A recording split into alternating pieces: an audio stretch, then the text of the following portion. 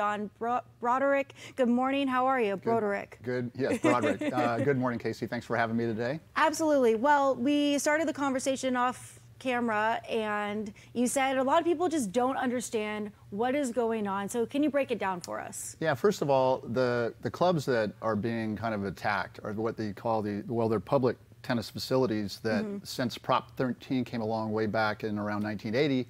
The state couldn't fund these, or at least the city could no longer fund the tennis clubs. So they asked the management of those clubs to start running them and pay so that it wouldn't cost taxpayers any money. So once that happened, they started funding these clubs with their own money and building on them and expanding them and paying for them for all these years. So now that pickleball has taken off, which I happen to play and like, there's a great demand for pickleball courts. Right. But there are a lot of pickleball courts out there. They're just not a lot from San Diego City proper. If you notice, a lot of people play. They obviously have places to play. But these courts have come under attack because there's a misunderstanding about how they operate. And so the operation is that they pay for their place. There's a lot of ecosystem involved with all the clubs. They work together. We've got a large tournament at Barnes Tennis Center right now. It's Billie Jean King will come for the finals next weekend. It's the girls' 16s and 18s. It's a national tournament where people from all over the country come out there and they play, and it's a big win for the city because you've got a lot of people spending money in San Diego. So that tournament, they also use courts at Peninsula Tennis Club, which is the club that is really under attack.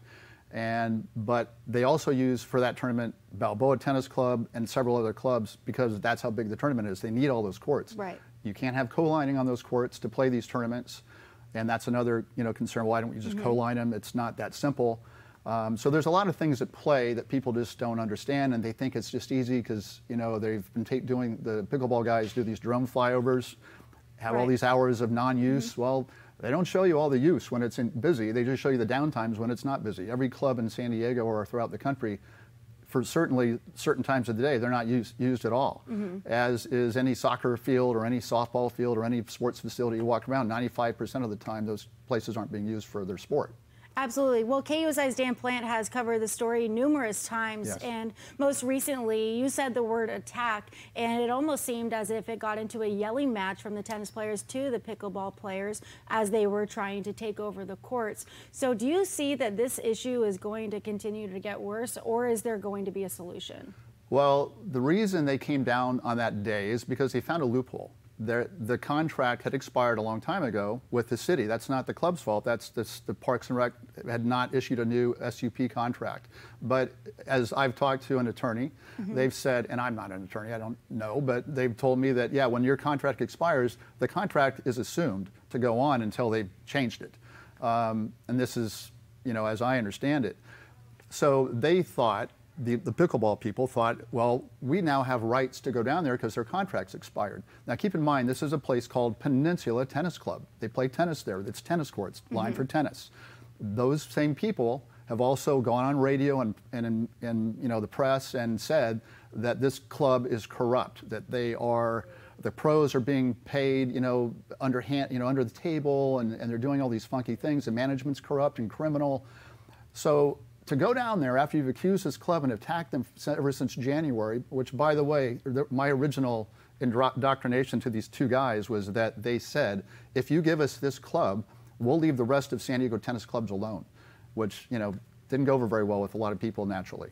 So is there a solution? Is this problem ever going to get resolved, or what is that Yeah, I mean, solution? what really needs to happen is that, like with every other facility that's built in San Diego on public property, that you go through the process through the city. Now, those guys have been offered at Robb Field property there that they can build courts.